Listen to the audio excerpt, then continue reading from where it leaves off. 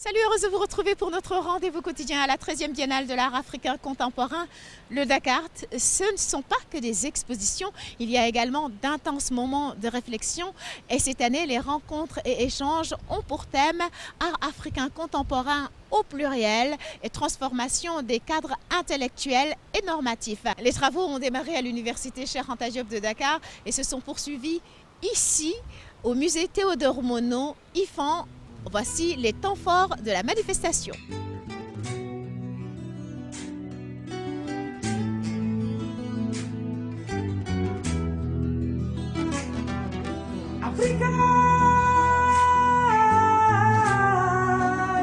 pense que la Biennale de Dakar, qui a sa 13e édition, a fortement contribué à rendre visible la création artistique contemporaine africaine et à la mettre dans une échelle globale. Ça, c'est absolument important de le dire. Et au-delà de la création artistique, elle porte signification et sens. Et probablement là où elle a un impact, au-delà de la circulation des artistes et de leurs œuvres, c'est sur l'image et le discours qu'elle projette d'elle-même, donc de l'Afrique dans le monde. Il y a une façon de parler de l'Afrique en termes de tradition orale ou en termes d'histoire coloniale ou en termes d'ethnologie, mais aussi en termes d'art.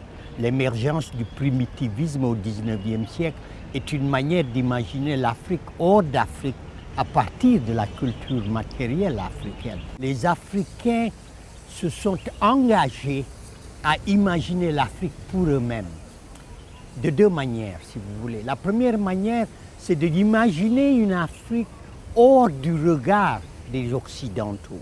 La deuxième chose, c'est de rendre compte des formes plurielles que cette production à la fois de savoir et que cet imaginaire a, pour pouvoir effectivement, si vous voulez, reconstruire des cultures qui ont été piétinées. Raconter autrement l'histoire de l'Afrique et du monde noir, c'est justement ce que propose l'artiste ivoirienne Valérie Oka à travers cette exposition dans le cadre des offres de cette 13e Biennale. Une exposition dénommée La carte n'est pas le territoire, qui mêle dessin et réalité virtuelle. Je vous emmène la découvrir tout de suite, suivez-moi.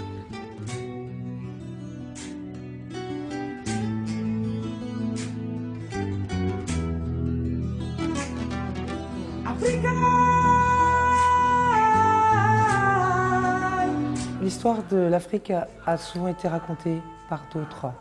Et aujourd'hui, le numérique offre à l'Afrique cette possibilité de parler de sa propre histoire avec ses propres mots et sa propre vision des choses. Donc je me suis dit, tiens, je vais travailler sur un concept d'exposition, performance, installation pour mettre en avant les héros du peuple noir et les pères des indépendances africaines en me servant du numérique jusqu'à aller à créer un nouveau produit de consommation culturelle pour les nouveaux modes de consommation. La carte n'est pas le territoire, ça veut simplement dire que c'est une invitation à l'échange, à l'acceptation qu'on peut avoir des différences de point de vue et que l'histoire racontée par l'Occident sur l'Afrique n'est pas forcément l'histoire de l'Afrique et que à nous de dire ce qu'on veut de l'histoire de l'Afrique.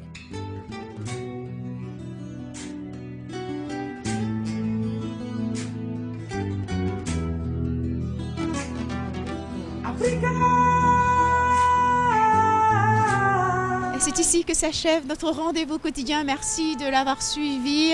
Je vous donne rendez-vous demain, mais en attendant, n'oubliez pas d'aller découvrir les belles expositions de cette 13e Biennale de l'art africain contemporain, dont celle-ci intitulée La carte n'est pas le territoire. Elle est signée Valérie Oka, elle nous vient de la Côte d'Ivoire. Et les offres de la Biennale, c'est dans 300 endroits différents à Dakar et dans le reste du Sénégal. Je vous retrouve très bientôt en compagnie du ministère de la Culture et de la Direction de la Cinématographie pour vous faire vivre cette 13e Biennale de l'art africain contemporain.